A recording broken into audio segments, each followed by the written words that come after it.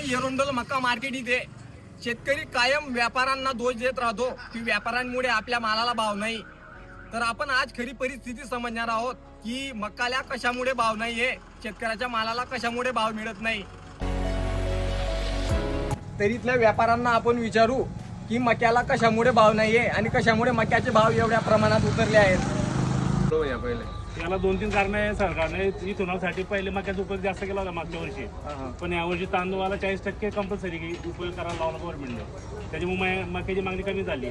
मका इम्पोर्ट वगैरे पण केलेला होता सरकारने. हा केलेला होता, मागच्या वर्षी केला होता. 5 लाख मेट्रिक टन फेब्रुवारी मध्ये सरकारने 5 लाख मेट्रिक टन मका आयात केलेला होता. त्याच्यामुळे पण मक्याचे भाव इतक्या मोठ्या प्रमाणात उतरले आहेत. आणि आता 40% तांदूळ कंपल्सरी केल्यामुळे अजून जास्त दबाव आला मक्यावरती. म्हणजे कसं, म्हणजे इथेनॉलसाठी पहिले मकाचा वापर जास्त होता, आता तांदूळचा वापर जास्त करता येते, म्हणून मक्याची मागणी कमी झाली. तुम्ही बघू शकता की कशामुळे मक्याचे भाव एवढ्या प्रमाणात उतरले आहेत. शेतकरी फक्त व्यापाऱ्यांना दोष देत राहतो की व्यापाऱ्यांमुळे आपल्या मालाला भाव नाही, पण हे सरकारच्या दोषामुळे मक्याला भाव नाही आहे. आपल्यासोबत शेतकरी पण आहेत, आपल्या जवळच्या खेड्यातील शेतकरी आहेत. बाबा तुमचं नाव? तर आपण बाबांना विचारणार आहोत की मका त्यांना परवडला की नाही असं. काय बाबा, काय भाव गेला तुमच्या मका? 1200 रुपये भाव बाबांच्या मक्याला भेटलेला आहे. तर आपण कशामुळे बाबा, कशामुळे वाटतं तुम्हाला की तुमच्या मक्याला भाव भेटला नाही असं? कुणाला दोष द्याल तुम्ही मक्याला भाव नाही भेटला? राजकारण. राजकारण म्हणजे काय, सरकारमुळे की कशामुळे? व्यापाऱ्यांना दोष द्याल की सरकारला? व्यापारी काय करतील? व्यापारीकडे काय नाही ते व्यापारीचा माल काय. मका आयात अजून नोव्हेंबर मध्ये पण होऊ शकतो अशी शंका नाकारली जात नाही. त्याच्यामुळे सगळ्या कंपन्या दबावात आहेत की मक्याचे भाव अजून उतरतील. याच्याबद्दल आपण व्यापाऱ्यांना अजून विचारू की काय शंका आहे असं.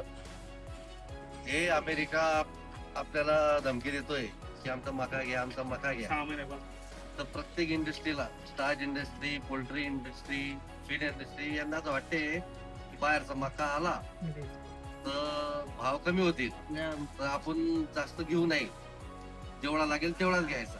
त्याच्यामुळे मक्याची मागणी फार कमी झाली. हा, तर हे मेन कारण हेच आहे की जो अमेरिका आपल्याला दबाव टाकतोय ना, त्याच्यामुळे एवढी परिस्थिती मक्याला आली. मक्याचे भाव त्याच्यामुळे एवढे एवढे डाऊन झाले नाही, तेवढे डाऊन झाले नसते. पण ते सरकारच्या हातात आहे ना की आयात करायची की नाही करायची, किती पण दबाव आला तरी. हो, पण ते सांगताय की तुमची सिटी आम्ही बाहेर काढून टाकू जर आमची मका नाही घेत.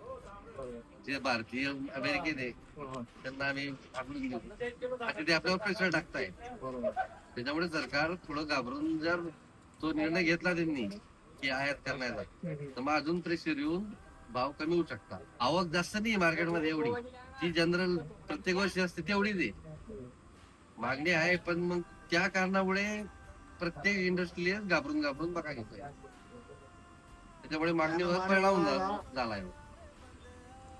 त्यांचं असं म्हणणं आहे की मका आवक वगैरे सगळे व्यवस्थित आहे, दरवर्षीप्रमाणे आवक आहे मक्याची, पण मका आयात केल्यामुळे मक्याचे भाव एवढे डाऊन झालेले आहेत. तर याच्यामध्ये नुकसान कुणाचे आहे? शेतकऱ्याचे आहे फक्त. आणि या सरकारच्या धोरणांमुळे बीजेपीच्या केंद्रामध्ये पण सत्ता आहे आणि राज्यामध्ये पण सत्ता आहे. पूर्ण बहुमताने ते निवडून आलेले आहेत. त्यांनी शेतकऱ्यांसाठी कायदा बनवावा की हमी भावापेक्षा कमी भावाने मार्केटांमध्ये त्यांचा माल विकला जाणार नाही.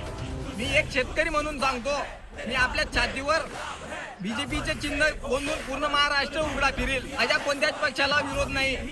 त्यांनी फक्त शेतकऱ्यांना हमी भाव द्यावा. शेतकऱ्यांना मी आता सांगतोय, येणाऱ्या जिल्हा परिषद आणि पंचायत समित्या निवडणुकांमध्ये बीजेपीला दाखवून द्या की शेतकरी विरोधी धोरणांमध्ये जर तुम्ही शेतकऱ्यांच्या विरुद्ध धोरणं घेतली तर तुम्हाला शेतकरी मतदान करणार नाहीत. धन्यवाद.